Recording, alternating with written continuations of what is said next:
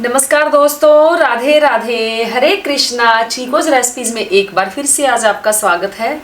तो जी, महाशिवरात्रि की एक वीडियो तो आपको मिल ही गई है कि महाशिवरात्रि का क्या अर्थ होता है, महाशिवरात्रि का हमारे जीवन में क्या महत्व होता है, महाशिवरात्रि क्यों मनाई जाती है और महाशिवरात्रि जब आती है तो हम इसके अंदर अपनी जो आध्यात्मिक ऊर्जा है या जो हमारी आध्यात्मिक यात्रा है इसका हम विकास कैसे कर सकते हैं, ये आपको मैंने पिछली वीडियो में बताया। तो आज बात कर रहे हैं कि महाशिवरात्रि पर जो विशेष पूजा होती है वो कब होती है, कैसे होती है। तो जी, ये जो महाशिवरात्रि का व्रत आ रहा है इसे हम एक त्योहार ना कहकर इसे हम एक उत्सव कहेंगे, क्योंकि सभी के बीच में एक जैसी ऊर्जा का वास हो रहा होता है, सभी के पास एक जैसी ऊर्जा आ रही होती है। तो वो एक त्योहार ना रहकर वो एक उत्सव बन जाता है, क्योंकि सभी के मन में एक हर्षोल्लास होता है। तो महाशिवरात्रि पर जो पूजा अर्चना है वो कैसे की जाती है, तो सबसे पहले तो 8 मार्च को जो शिवरात्रि आएगी तो सुबह की जो पूजा लोग करते हैं वो तो करते ही करते हैं, लेकिन आप सभी को ये भी पता होगा कि जो महाशिवरात्रि तो जो रात्रि होती है इसका जागरण होता है। तो रात्रि में विशेष तौर पर पूजा अर्चना की जाती है और उस जो रात्रि की पूजा होती है उसे 4 प्रहर में बांटा जाता है और उसका हर प्रहर लगभग उसमें जो अंतर होता है 3 घंटे का अंतर होता है। तो उस 3 घंटे के अंतराल पर हमें जो पूजा अर्चना की जाती है तो फिर वो 4 प्रहर बनता है। तो उस पूजा अर्चना में उस दौरान उस रात्रि जागरण में जो हम पूजा करते हैं वो विशेष रूप से फलदायी होती है।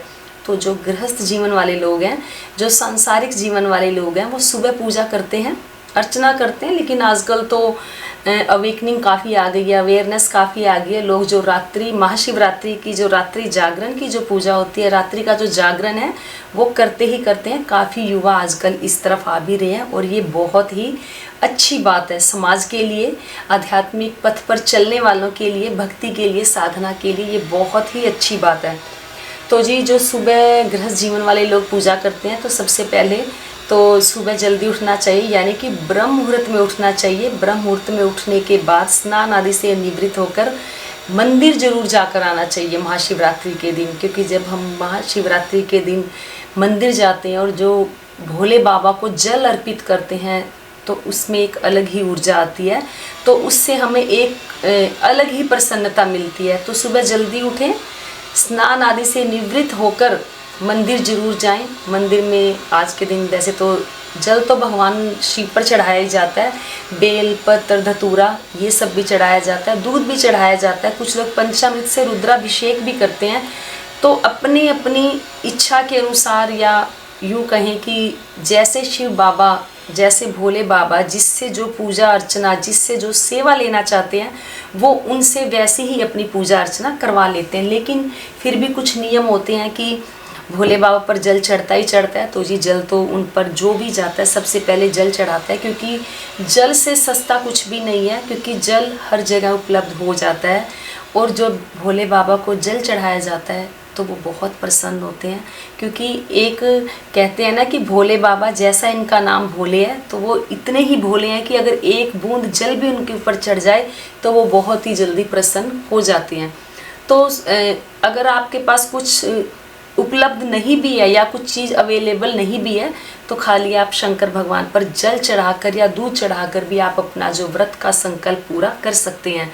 तो इस व्रत में जो खाया जाता है उसकी भी वीडियो आपको मिलेगी कि कैसे खाना है और किस किस को कैसे व्रत करना है, वो अगली वीडियो आपको मिल जाएगी।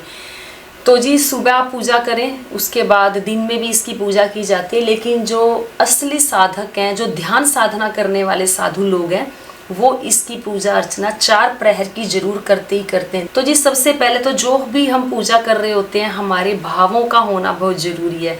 जब हमारे भाव अच्छे होते हैं तो हम जो तप कर रहे होते हैं, जो पूजा कर रहे होते हैं, उसमें हमें बल मिलता है, उस पूजा को बल मिलता है। क्यों? क्योंकि हमारे भाव शुद्ध होते हैं। तो दिन में पूजा करें, पूरा दिन ओम नमः शिवाय मंत्र का उच्चारण करें पंचाक्षर स्तोत्र भी पढ़ सकते हैं, रुद्राष्टकम भी पढ़ सकते हैं, महामृत्युंजय स्तोत्र भी पढ़ सकते हैं। तो जी विशेष रूप से जो 4 प्रहर की पूजा की जाती है, तो आज उसी के बारे में मैं आप लोगों को बता रही हूँ कि जो 4 प्रहर की पूजा है उसका क्या समय है। तो जी 8 मार्च को संध्या के समय 6:25 से लेकर 9:28 तक प्रथम प्रहर होता है। ये प्रथम प्रहर की पूजा चलती है। इस दौरान भगवान शंकर को जल अर्पित किया जाता है।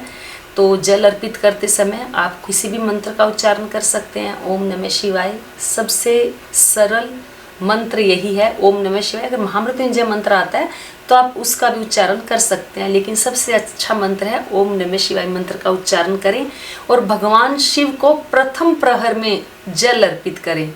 फिर आ जाता है दूसरा प्रहर। दूसरा प्रहर आता है 9:28 से लेकर 12:31 तक।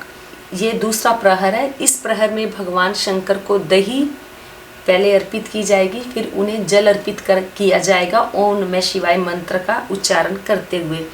फिर बात करते हैं तीसरे प्रहर की। तो जी जो तीसरा प्रहर है वो 12:31 से लेकर सुबह 3:34 तक चलता है। तो इस दौरान भगवान शंकर को घी और जल अर्पित किया जाता है मंत्रोच्चारण करते हुए। फिर आ जाता है चौथा प्रहर। चौथा प्रहर आता है 3:34 से लेकर सुबह 6:37 तक आता है। तो जो ये चौथा प्रहर होता है, इस दौरान ये बहुत ही महत्वपूर्ण होता है। वो क्यों? वो इसलिए कि इस दौरान ब्रह्म मुहूर्त शुरू हो जाता है। और ये तो आपको पता ही है कि सदियों से कहते आए हैं, हमारे ऋषि मुनि बोलते आए हैं कि ब्रह्म मुहूर्त में उठना चाहिए। ब्रह्म मुहूर्त में हम जो भी पूजा पाठ अर्चना या जो भी मंत्रों का उच्चारण करते हैं उनका बहुत फल मिलता है। तो इस दौरान हमें भगवान शंकर को चढ़ाना है शहद और जल।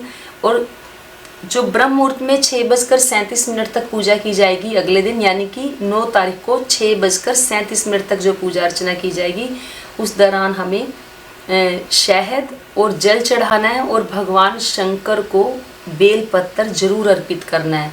तो जो बेल पत्र अर्पित करते वक्त हमें मंत्र का उच्चारण भी करना है और सबसे ज़्यादा हमें इस बात का ध्यान रखना है कि जो हमारी ये जो जागरण की रात गई है, ये बहुत ही हमारे जीवन को बदलने वाली रात है। तो ये होगी चौथे प्रहर की पूजा। जो चौथे प्रहर की पूजा करेंगे उस दौरान हमें इस बात का भी ध्यान रखना है, हमारे दिमाग में ये बात रहनी चाहिए कि ये जो जागरण वाली रात थी ये हमारे लिए एक अलग ही ऊर्जा की रात थी। ये रात हमारे लिए बहुत महत्वपूर्ण थी क्योंकि इस रात को हमने भगवान शिव का तत्व अपने अंदर महसूस किया है। तो इस दौरान ध्यान भी करना है, अपनी रीढ़ की हड्डी को सीधा भी रखना है। और ये आध्यात्मिक पथ पर चलने वालों के लिए ये जो रात है ये एक अलग ही रात होती है या एक अलग ही रात बन जाती है जब हम पूरी रात अपनी रीढ़ की हड्डी को सीधा रखते हैं, भजन करते हैं, कीर्तन करते हैं या मंत्रोच्चारण करते हैं, या हम भगवान शंकर के जो भी मंत्र होते हैं उनका उच्चारण करते हैं। रुद्राष्टकम पढ़ सकते हैं, महामृत्युंजय मंत्र का स्तोत्र भी हम पढ़ सकते हैं इस दौरान। और इस दौरान हमें अपना सरेंडर भाव दिखाना है, यानी कि पूरा समर्पण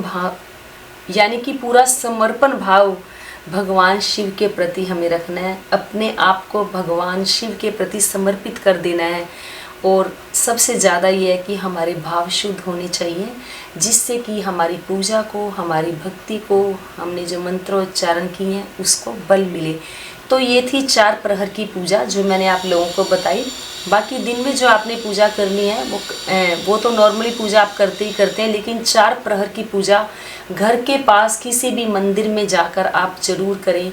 तो आपको एक अलग ही अनुभूति होगी, और जो अनुभूति होगी आपको वो एक बहुत ही सुखद होगी और एक आनंदमयी होगी।